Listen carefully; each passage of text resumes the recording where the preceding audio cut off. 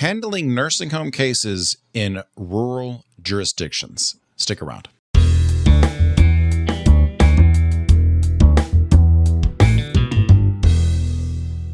Hey out there, welcome back to the Nursing Home Abuse Podcast. My name is Rob. I will be your host for this particular episode. Today we're talking about the strategies, the considerations that you may have in taking a nursing home case in a rural area. Now, I practice in Georgia. Our guest, attorney Jeff Helms, also practices in Georgia and some in Florida, which you will tell from his accent. But I think that the concepts that we talk about today are, you could carry these over to any rural jurisdiction in whatever state that you're in. So even if you're not in Georgia, stick around because I think that you're going to learn a couple things from Jeff. But like I said, Jeff Helms, attorney Jeff Helms, is going to be on the show to talk about this with us, and we had that conversation. All right, but before we get into that conversation, we are going to have our nursing home regulation question of the week. This week, I think it's a semantic game. So I'm going to say the difficulty level for this one is high. If you get this one right, go out and get yourself some ice cream, your favorite flavor, and 2 pats on the back, and let's say 90 points.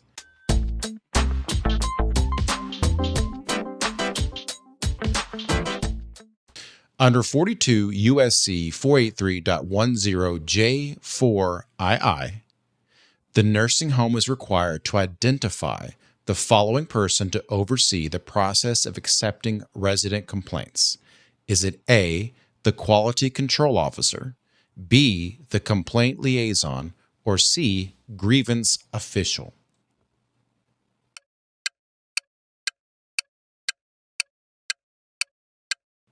And that answer is C, grievance official. Every nursing home is required to have a grievance official oversee the process by which residents and resident family members can make complaints. And now it's time for everybody's favorite portion of the show, and that is the ChatGPT generated nursing home regulation joke of the week. Gentle reminder, everybody, that this is AI's attempt to combine humor with United States code. So set your phasers to probably disappointed. Gene, can we get the joke up? The ChatGPT generated nursing home regulation joke of the week. Skynet. Under 42 USC 483.25 D1, nursing homes must provide an environment that is hazard-free. Why? Because the most dangerous thing there should be the mystery meat in the cafeteria. And there you are, folks. Further proof that the singularity is probably a couple of Halley's Comets away. All right.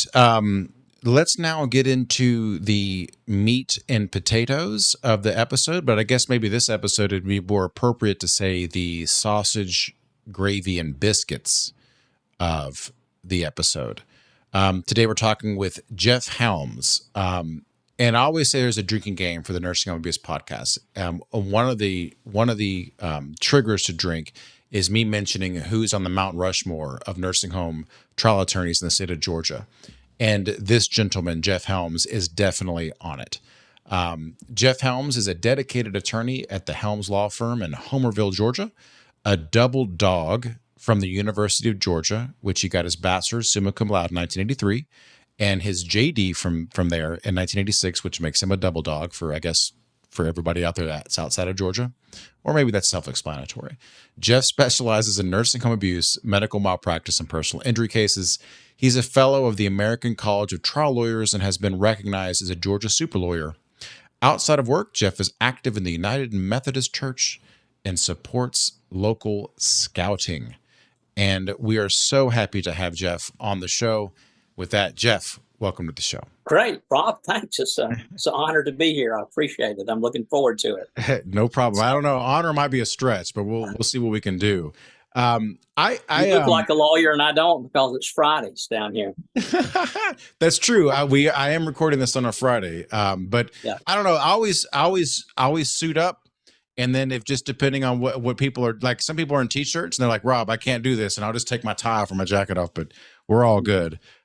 Which is actually a good plug because you can actually watch this podcast on YouTube or our website. But anyway, most people listen. I'm sure my wife and mother will want to watch it. Well, all right. Well, hello there, Miss Helms, Mrs. Helms. All right. So I thought that you'd be a perfect person to talk to about this. Not that you don't practice in the big city, but you have a lot of experience in what most of us would refer to as rural venues. But before we actually get into some of the nitty gritty, what does rural mean to you in the state of Georgia? Almost any place outside of the Golden Donut around Atlanta, but even outside the Golden Donut now, it's pretty well urbanized. Anything outside of Columbus, Macon, Savannah. I see. That's rural. Yeah. And if it's really rural, Homerville, my town where my office is and where I call home, is about 2,700 people in the county, which is the fifth largest county in the state of Georgia, size-wise. It has a population of about 7,200 people. And then I live on a farm a mile off the main road, down a county-maintained road, in a little town called DuPont. And by census, this last population was 247 people. And I represent the city of DuPont. It's a municipal corporation. And wow. So I've represented most folks here, and I represent that little city. I was going to say, like, I've lived in buildings in Atlanta that have more than 7,200 people in it. So, all right. Yeah. Okay. Cause I just want to make different gradations of rural. Exactly. And that's why I wanted that to be the first question, because people that might be listening to this outside of Georgia, rural to them is all of Georgia. So, but it's interesting. I've been in Atlanta, I don't know, now going on almost 20 years. And I don't think I've ever heard the term Golden Donut. I've learned something new this week. Golden Donut being, for people that aren't familiar with Georgia geography, you have Atlanta, which is Fulton County, which I guess now from the last election, everybody knows Fulton County. But all the surrounding counties are basically, a part of Atlanta, or at least, substantially populated with people that live and work in Atlanta. And it's more cosmopolitan. Everything else outside is a lot of farms, as Jeff said. So, well, Jeff, let me even show you my age a little bit more. Okay. What the Golden Donut is 285, because I'm old enough to remember when 285, when the construction was first completed, and it was called the Golden Donut because that's where, the wealthy had eventually migrated out to. So the Golden Donut is 285. Exactly. There was one point in the mid 90s, I was a teenager, and me and my girlfriend drove to Atlanta because that was the giant city. I mean, that might as well have been New York City to us. Because I grew up in rural, quote unquote, outside of Nashville, in a little city called Mount Juliet, Tennessee. And so we drove to Atlanta because, you could do anything in Atlanta. And we were too scared at first to go into Atlanta proper. And we just took off on 285 and stopped at the first gas station and got, we did our risk assessment. Like, are we really going to do this? And we did it. But 285 is where we were like, all right, if we could stop here and turn around if we want to. But anyway, so let's do this. What are some of the considerations if you have a case, you have a nursing home case in any of the rural areas that we're talking about? What are some of the considerations that you might have when you bring that case? As far as defendants go, the business model now is for the local hospital authority, or if there's a smaller hospital, is to have an adjunct nursing home, because that's really the cash cow. So we kind of shy away from the public authority hospitals that have the nursing home, like Bacon County. It's a county of 24,000 people. I don't think I'll ever see that nursing home again, because it's part of the hospital authority, and it's one of the few standalone public hospital authorities. And the nursing home is a close part of it, so everybody knows you're not just suing the nursing home, you're suing the hospital authority and the taxpayers. So those cases we kind of shy away from and try to just look for the for-profit chains Mission Health, Beacon Health, of course, Pruitt, Ethica, Health Scholarships, which we all know they bill themselves as a nonprofit, but They're not run like one. they are carrying on somewhat of a charade, I would say. So I guess a primary consideration is the idea that by suing the hospital authority, they're not going to be as they being the jury is not going to be as likely to see them as a villain. They can see them as the lifeblood of the county. I guess if that's kind of what you're saying in that terms of that consideration. Yeah, hey, it's all local folks who work there. Everybody's got kin folks, because in these smaller rural counties, your medical complexes are the biggest employers. Now, if they're for profit, that's a different situation. But if it's an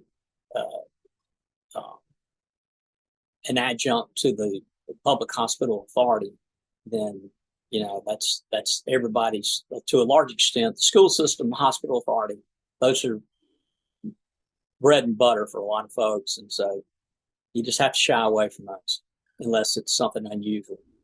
What about the actual constituency itself, like the veneer of the jury panel? Like, what are some of the considerations that you would have in that rural area versus you would in Fulton County or inside of the Golden Donut? Mm-hmm. Yeah, gosh, every case is different, and I learned a while back you can't stereotype potential jurors because everybody carries a different life experience with them. They might come in with tattoos and beard and look like a biker, but I've learned that some of those are some of the most hard right conservative type of people you can run into, and vice versa. But just as a practical matter, you're either looking for jurors who are not have some financial tie that they depend upon to the public authority or the nursing home. And then you look for folks who, and it always happens in every community, who've had bad experiences with the local hospital authority or the nursing home. And you do get some really, really bad health care in some of these rural areas. Clinch County has got a great public hospital. Doesn't have a nursing home, but Bacon County does. Miller County is another example of how the nursing home and the administrator down there has turned little tiny rural Miller County into just a booming medical complex. And people really, really, really get their bread and butter from Miller County. So you approach any cases against Miller County lightly. But so two people who don't have any financial ties to the hospital authority or the nursing home, and number two, who've had unpleasant experiences with the local medical community. What about, and I only say this from an experience that I've had in the past as a new lawyer. What do you say to the idea of how you would present yourself in a rural venue versus in a city venue? I know that when I was a young lawyer, and I've been bald for a long time, so I always shaved my head. And I remember the attorney that I was working for at the time, we were going to have a case in South Georgia. I guess it's South Georgia, Albany, Georgia, and I don't even know if I'm saying that right. I'm not a native Georgian. Albany. Albany. And just it's spelled Albany like Albany, New York, but it's as Jeff is saying it, which I don't know. We do that in Georgia, like instead of the city of Martinez, it's Martinez, things like that. So at any rate, and they were like, Rob, you need to grow your hair out, which I mean I can't on some of my head. I would have the horseshoe, but what do you want me to do? And that's because I would look like a roughneck or like I don't know. And they were telling me about which suits I need to wear, things like that. So can you kind of speak to that? And on the other hand, there's some lawyers that wouldn't change how they behave in one iota. Yeah. Well, I think your word behave is the key term. Television, the internet, YouTube, Instagram Reels. I think people have become accustomed to how other people look. And like you with a shaved head, or Mike Prieto, I wouldn't think twice about I wouldn't even thought about that really. If you're a co-counsel, I wouldn't even thought about that. Mm. It's how you behave uh, in the more rural areas. They they don't they expect you to be more polite, courteous, even if you don't mean it. It's just a veneer, but to carry on a more civilized tone than you would in some of the more urban areas. We're so close to Florida. I've done a lot of work down in Florida. God, it's like a war zone. You get south of Gainesville, Florida, the courtrooms are like war zones, Oh, wow. and it's crazy. So whether you're in Atlanta or South Georgia, Albany, where they have pecan trees, um, it's how you behave, and if you're respectful to the jurors, respectful to the judge, and they notice, are you respectful to the bailiffs? Are you respectful to the clerk, to the court reporter? Uh, just good manners is all I can say, no matter where you are. And but I have to do. It's odd. I am conscious of my accent because it's just after 38 years practicing law in South Georgia, I can go to South Florida, or I can go even to Atlanta, and I can open my mouth and start talking to people. Yeah. What did you just say? No, I get that. Janet Black, the expert. Yes. So I've never met her in person, but she's worked for us on several cases. But I saw her out in Denver, and so I walked up to her. I could see who she was, and I said, "Hey, I want to introduce myself." She says, "I know who you are. I can tell who you are by your accent." Uh, Yeah, so you and Casey both. Casey, yeah, your associate attorney, like you have yeah, she's been on the show before too. You have beautiful right, accents. That South yeah, Georgia. Uh, yeah. was So and I wear nice suits wherever I go. I think the jury expects you, even in a rural area. They want you to look nice. They want you to look professional. They want you to you represent your client. And I do that in Atlanta, wherever I go. So I don't overdo it. Somebody like Don Keenan, can be very flashy, but that's just him. But that's not me. right. And I guess So I guess it's kind of what you're saying is that if you're your authentic self, whether you're from the Bronx or from if you're Jerry Spence from Wyoming and you wear whatever the jackets with the cowboy mhm. jackets with the fringes, as long as you're being you, I guess it's okay. Yeah. Um, Let me what? give you a great example, just real quick. Sure. Gerald Gallup, the medical examiner for DeKalb County, he's as Yankee in either Brooklyn or New Jersey as they come. He doesn't look good. He doesn't look like South Georgians, but he's just plain spoken. He's funny. He's garrulous. He's nice. And I've used him in South Georgia a lot, and jurors, they love him. So Yeah, it's whether or not it's authentic to you is what matters the most. that's true. Um, what about and this might be a little bit like too broad, but what about in general the arguments that you might make in a rural town? So, for example, like it might be that the concept of accountability and you're paying for this service and you should receive something might be you might be more likely to make that argument versus going towards the feeling of this shouldn't have happened, this is a bad thing, these type of things. Like, do you find that there's an argument or a case theme or a theory that maybe plays better to the rural audience? Mhm.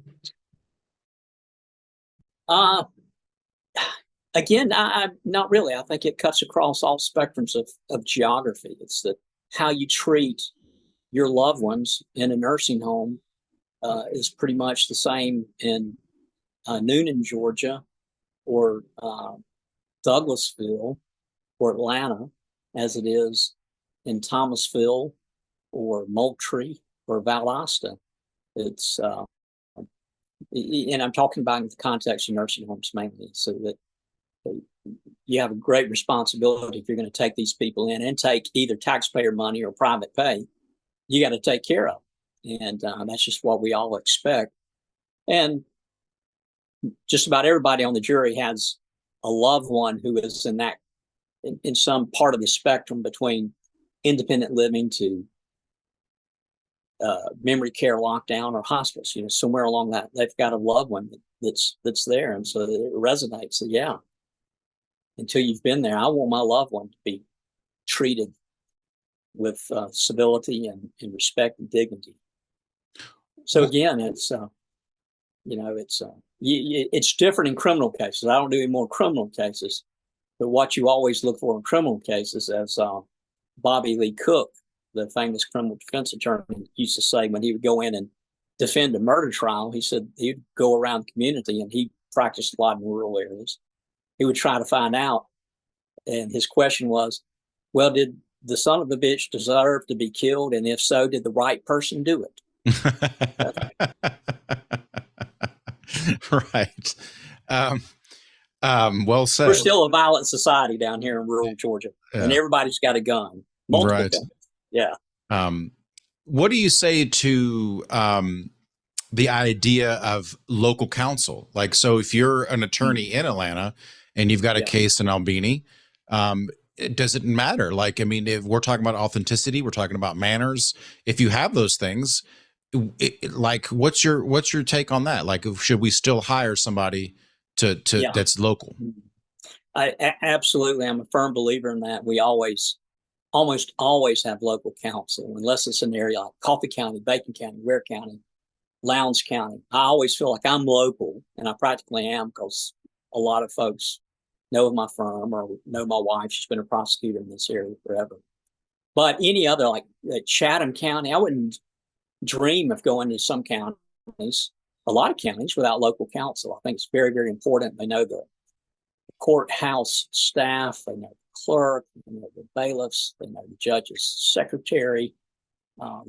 It's just, it's very important to have local counsel and somebody there that the jurors may know much better than you. I've seen some defense attorneys come in down to South Georgia without defense local counsel, and it just be a disaster for them, which I'm always happy for that to happen. So, no, and Jim Butler is one of the best attorneys in Georgia. He preaches that all the time. Don't be foolish. Don't be greedy. Get local counsel. It helps your case. It helps you prepare the case. It helps you in so many different facets. So I'm a firm believer in local counsel. Yeah, I mean, at least in voir dire, when we introduce ourselves, it's like, oh, and the defense, they're all the way from New York City, or they're all the way from Atlanta, and that does, I think, in some instances that has an effect that you're not from the place. Yeah, you ain't from around here, is what. Right. Well, I mean, I guess we're learning today, Jeff, that there's not much difference between a rural case and an urban case. But any other considerations that you might have on this that we haven't talked about?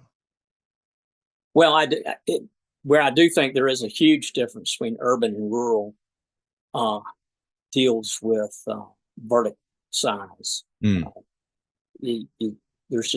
just can't get around it. You see these verdicts coming out of DeKalb County, Gwinnett County, Fulton County. You rarely, if ever, see those kind of verdicts in a rural county, although you do, but they're the outliers. They really are.